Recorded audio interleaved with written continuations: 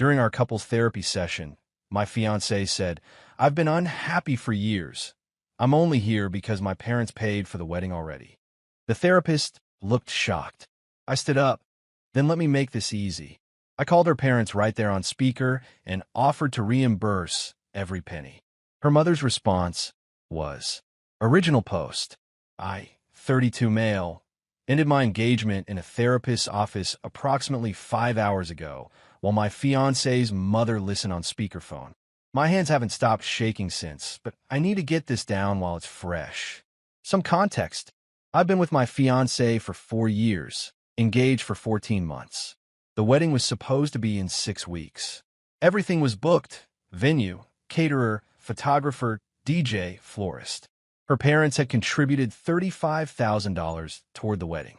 My parents kicked in $15,000. I'd personally put another $12,000 toward various expenses.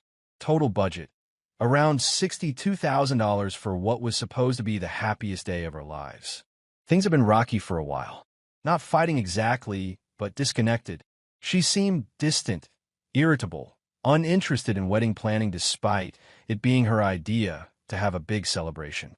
I suggested couples therapy about 2 months ago, thinking it would help us communicate better before the big day.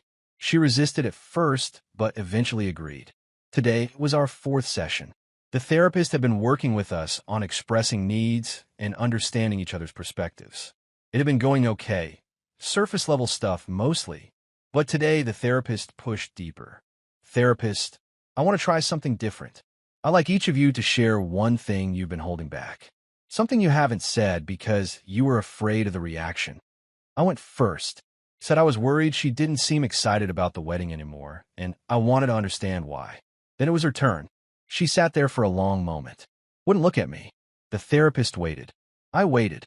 Finally, she said, "I've been unhappy for years. I'm only here in this relationship, in this therapy, going through with this wedding because my parents already paid for everything. I can't back out now and waste their money." The therapist's face. I wish I could describe it. This woman who'd been professionally neutral for 4 sessions looked like someone had slapped her. Me. "I'm sorry, what?" Her. "You asked for honesty. That's the truth. I've known for at least 2 years that this wasn't right. But by the time I was sure, we were already engaged, deposits were down, my parents had written checks. I couldn't just throw that away." Me. "So you've been lying to me for 2 years? Pretending to want this?" Her. "I wasn't pretending. I was trying. I thought maybe I'd feel different eventually. That the wedding would fix things." Me. "The wedding would fix you not loving me?" Her. "I never said I don't love you." Me. "You said you've been unhappy for years. That you're only here because of money. That's not love. That's hostage-taking." The therapist tried to intervene, saying something about staying calm and processing feelings. But I wasn't interested in processing. I was interested in clarity. Me. "So if the money wasn't a factor, you'd leave? Right now? Today?" She didn't answer. Which was an answer. I stood up, pulled out my phone. Her. "What are you doing?" Me. "Making this easy for you." I called her mother. Put on speaker. The therapist looked like she wanted to stop me, but didn't. Her mom answered on the 3rd ring. Her mom. "Hello? Is everything okay?" Me. "Hi. I'm here with your daughter at our therapy session. She just told me she's only going through with our wedding because you and her father paid for it. So I'm calling to let you know that I will personally reimburse you every dollar you've spent. Every deposit, every payment, everything. The wedding is off." Silence on the line. My fiancée was staring at me with her mouth open. Her mom. She said what? Me. She said she's been unhappy for years, and the only reason she didn't leave was because of the money you invested. So I'm removing that obstacle. Name an amount, and I'll pay it. Her mom. That's $35,000. Me. I'm aware. I'll write you a check this week. Your daughter is now free to make whatever choice she actually wants to make, without financial guilt. Her mom's response was not what I expected. Her mom. You're telling me my daughter has been lying to everyone, to you, to us, to her own family, for 2 years about wanting this wedding? My fiancé jumped in. Mom, that's not what I... Her mom. Be quiet. I'm talking to him. Then, to me, young man, I appreciate your offer, but you shouldn't have to pay for my daughter's dishonesty. If she's been wasting everyone's time and money because she couldn't have an adult conversation, that's on her, not on you. My fiancée, Mom, her mom. We will discuss this later. Right now, I need you to understand that I'm furious. We have relatives flying in from 3 states. Your father took out money from savings for this. I've been planning this wedding for over a year, and you're telling me you've known since before you were engaged that you didn't want this. My fiancée started crying. The therapist was watching this unfold like someone witnessing a car accident in slow motion. Her mom, I need to call your father. This conversation isn't over. She hung up. I looked at my fiancée. She was sobbing now, mascara running, the whole picture of devastation. Part of me, the part that had loved her for 4 years, wanted to comfort her. But a bigger part of me recognized that she'd been performing a relationship while I'd been living one. I meant what I said. I'll reimburse your parents. They shouldn't lose money because you couldn't be honest. You're really ending this? In a therapy session? Over one thing I said. No. I'm ending this because you've been pretending to want a life with me for years. The therapy session is just where I found out. I said I was trying. That's not the same as pretending. You just told me the only reason you're still here is because of your parents' investment. That means if they hadn't paid, you would have left. That means every I love you for the past 2 years was contingent on $35,000. I'm worth more than that, or at least I should be. I left. The therapist said something about scheduling a follow-up, but I wasn't listening. I got in my car, drove to a parking lot somewhere, and sat there for an hour, just existing. That was 5 hours ago. My phone has been blowing up. Her calling. Her sister calling. My parents calling. I texted them a brief summary. I haven't answered any of it. I'll update when I figure out what comes next. Right now, I just need to sit with the fact that my entire future just evaporated because my fiancé finally told the truth. Update 1, 3 days later. I've had some time to process, and a lot has happened since the therapy session. I need to document this because the situation has evolved in ways I genuinely didn't expect. First, thank you for all the support on my original post. Some people thought I was too impulsive, that I should have continued the session and talked it through. Maybe, but here's my perspective. She had 2 years to talk it through. She chose not to. The therapy session wasn't a beginning. It was an ending that had been delayed too long. Now for what happened after. The night of the session, I finally answered my parents' call, told them everything. My mom cried. My dad said better now than after the wedding, which, yeah, true. They offered to help with whatever I needed. I also got a text from her father. Can we talk tomorrow? Man to man. I agreed to meet him at a coffee shop the next morning. Her dad showed up looking 10 years older than the last time I'd seen him. He sat down, ordered nothing, and got straight to it. Her dad. My wife told me what happened. I want you to know that I'm not here to ask you to reconsider. Okay. Her dad. I'm here because I raised my daughter to be better than this. What she did, stringing you along because she didn't want to waste our money, that's not the person I thought she was. And I owe you an apology on behalf of my family. Sir, you don't owe me. Her dad. Yes, I do. Because here's the thing. We didn't just pay for a wedding. We paid for what we thought was a future for our daughter. A good man who loved her. A stable life. If she's been lying to you, she's been lying to us too. And that's not your fault. I didn't know what to say. This wasn't the conversation I'd expected. Her dad. About the money. I appreciate your offer to reimburse us, but we're not taking it. I meant what I said. Her dad. I know you did. And that's exactly why we're not taking it. You're a good man. You shouldn't have to pay $35,000 because my daughter couldn't be honest. We'll eat the loss. Consider it the cost of learning who she really is. I don't know what to say. Her dad. You don't have to say anything. Just take care of yourself. And for what it's worth, I'm sorry things turned out this way. He left without ordering anything. Just came, said his piece, and went. That conversation gave me some peace. Her dad's response. Taking responsibility for his daughter's choices, refusing to let me carry the financial burden, was more grace than I expected from anyone in this situation. But then came her response. That afternoon, my fiancé showed up at my apartment. I shouldn't have opened the door, but old habits die hard. We need to talk. Me, I think we've talked enough. Her, you humiliated me. In front of the therapist. On the phone with my mother. You made me look like the villain. Me, you told me you've been unhappy for years and only stayed because of money. How exactly am I supposed to spin that? Her, I was being vulnerable. That's what therapy is for. You don't take someone's vulnerable moment and use it to blow up their life. Me, your vulnerable moment was admitting you've been lying to me for our entire engagement. That's not vulnerability. That's a confession. Her, I didn't say I was lying. Me, you said you've known for 2 years this wasn't right. 2 years ago, you said yes when I proposed. You let me plan a future with you. You let your parents spend $35,000. You let my parents spend $15,000. You let me spend $12,000. All while knowing you didn't want this. That's not just lying, it's fraud. Her, this is so typical of you. Making everything about money. Me, you're the one who said the money was why you stayed. I'm just responding to your reasons. She didn't have a good answer for that. Instead, she shifted tactics. Her, what am I supposed to tell people? Everyone knows we're getting married. I have 3 bridal showers scheduled. My friends bought dresses. Me, tell them the truth. Or don't. That's your problem now, not mine. Her, you're being cruel. Me, I'm being honest. Something you apparently struggled with for years. She left crying. I felt like garbage, but I also knew I'd done nothing wrong. The next 2 days were chaos. Calls from her sister saying I was overreacting. Texts from her friends calling me heartless. A message from her college roommate saying I was throwing away something beautiful over one bad therapy session.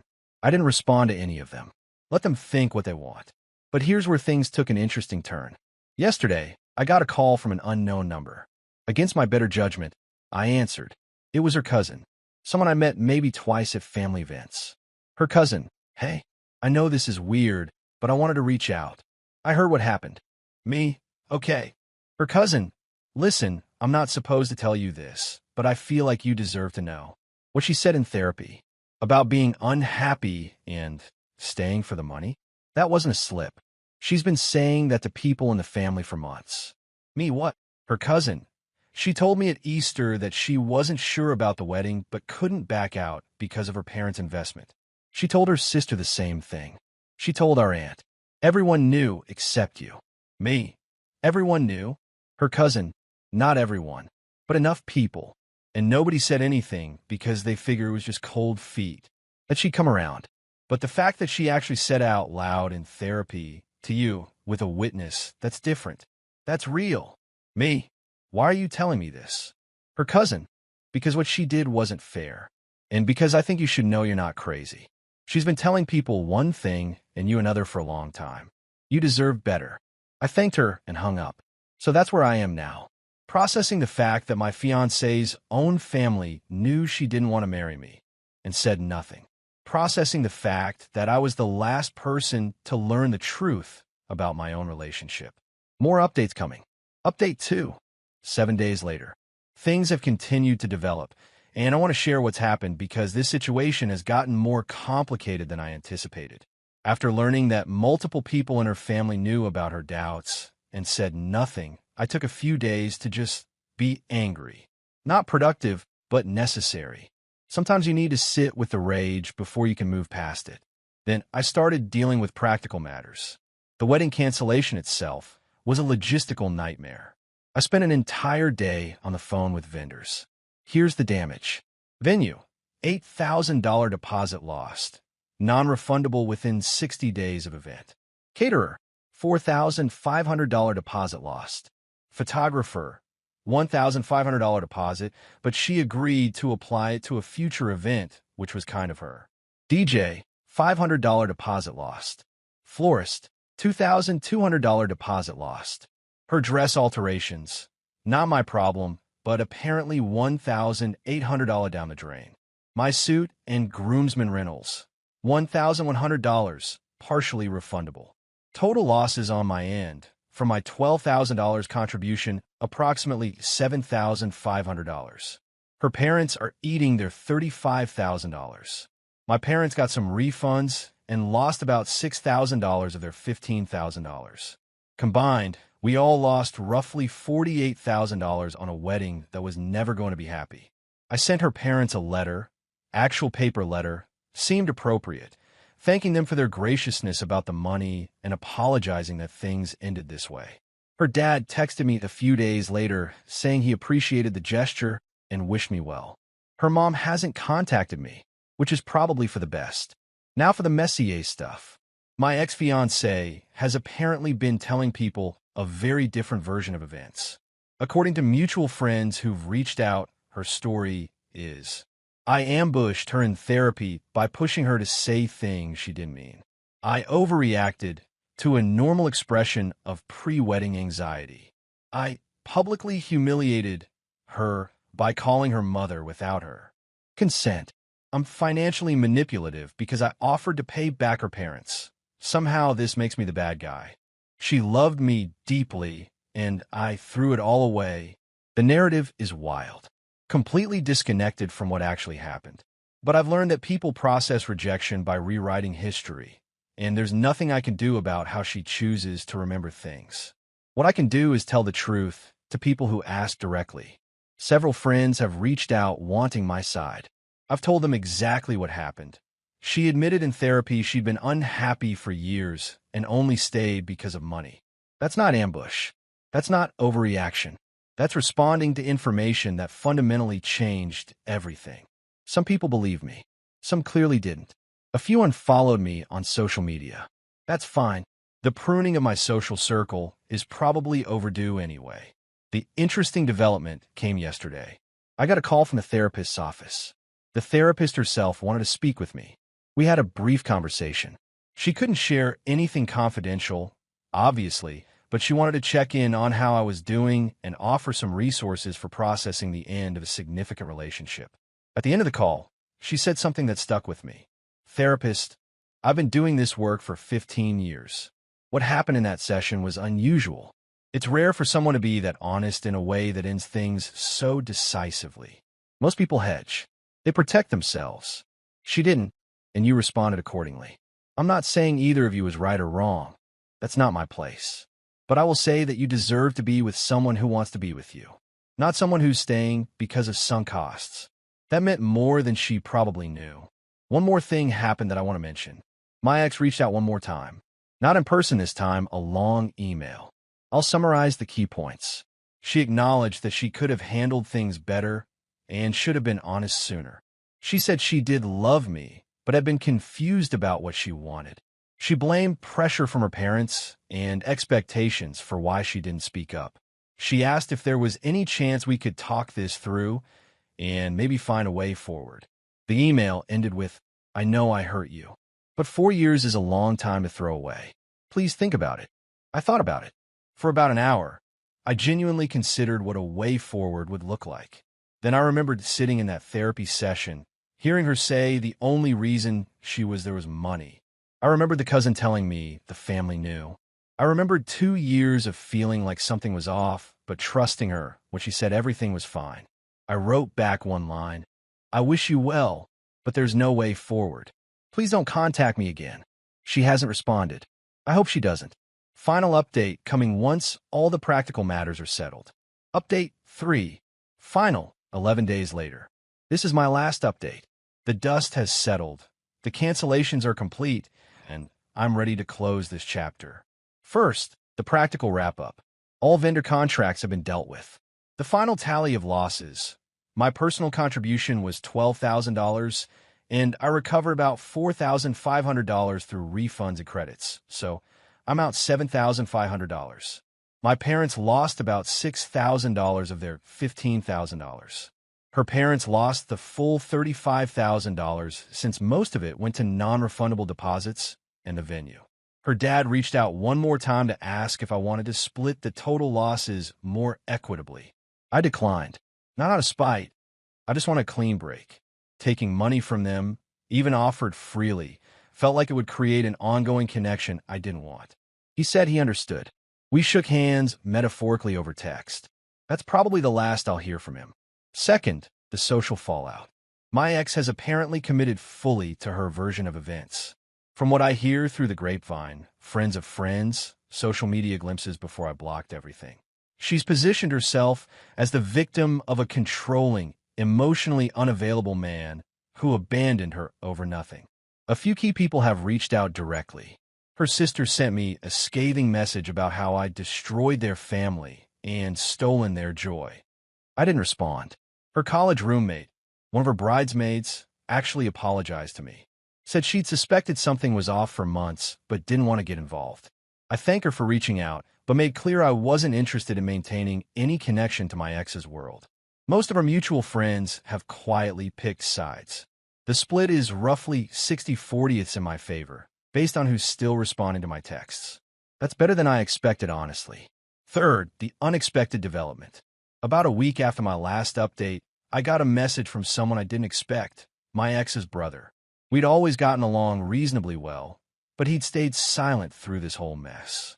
Her brother, "Hey, I heard what happened. Sorry I didn't reach out sooner. Things have been crazy on this end." Me, I can imagine. Her brother, "Look, I'm not going to defend what she did. Between us, I think she messed up badly and handled it worse.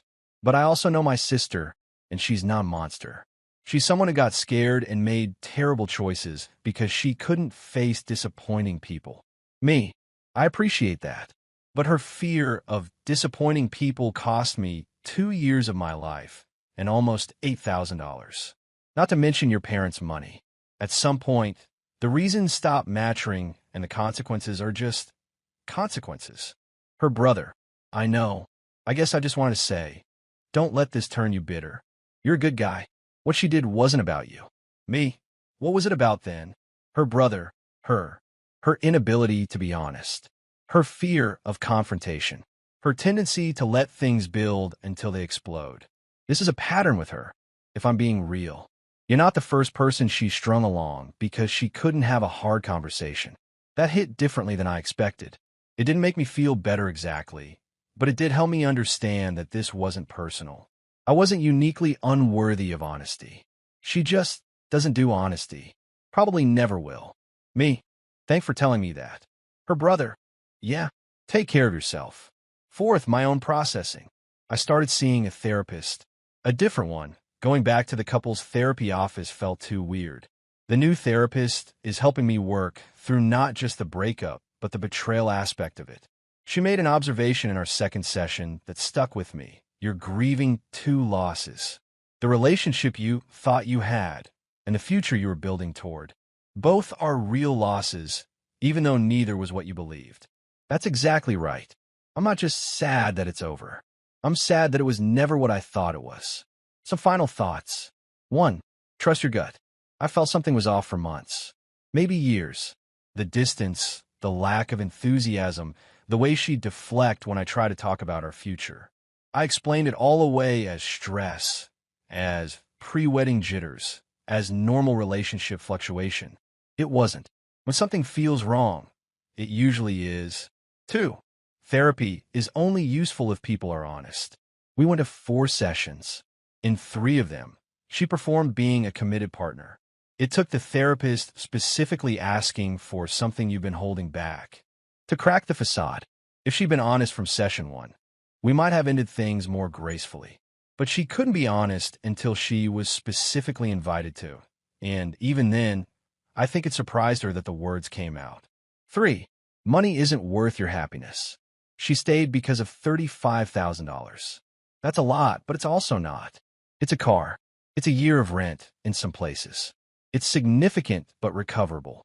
What's not recoverable is years of your life spent with someone who doesn't want to be there. She made a bad trade. 4. Other people's opinions don't define your reality. She's out there telling everyone I'm the villain. Some people believe her, but I was in that room. I heard what she said. I know what happened. The truth doesn't need everyone to believe it to still be true. 5. Endings can be beginnings. This is cliché, but it's cliché because it's true. 3 weeks ago, I was 6 weeks from a wedding that would have been a mistake. Now I'm single, lighter, and free to find someone who actually wants to build a life with me. That's not nothing. My apartment is quiet now. Her stuff is gone. She sent her sister to pick it up while I was at work, which was fine. Easier that way. The spaces where her things used to be are empty, but empty isn't always bad. Sometimes empty is just room for something new. I still have the ring. Haven't figured out what to do with it. Sell it, probably. It's worth about $6,000. Would recover most of my losses. Seems fitting somehow. Turn the symbol of what wasn't into practical value for what comes next. The wedding date is in 4 weeks. I took the day off work anyway. Not to mourn, just to not be there. I'll probably order takeout and watch movies. Something mindless. Something that requires nothing from me emotionally. Maybe by then, I'll stop checking my phone, expecting her text. Maybe by then, the mornings won't start with that split second of forgetting before I remember. Maybe by then, this will feel like something that happened instead of something that's happening. Thanks for following this story. It helped to write it down. To have strangers validate that I wasn't crazy for leaving, that I was right to prioritize being wanted over being convenient. For years is a long time, but it's shorter than a lifetime of being someone's financial obligation instead of their choice. I'm going to be okay. Peace.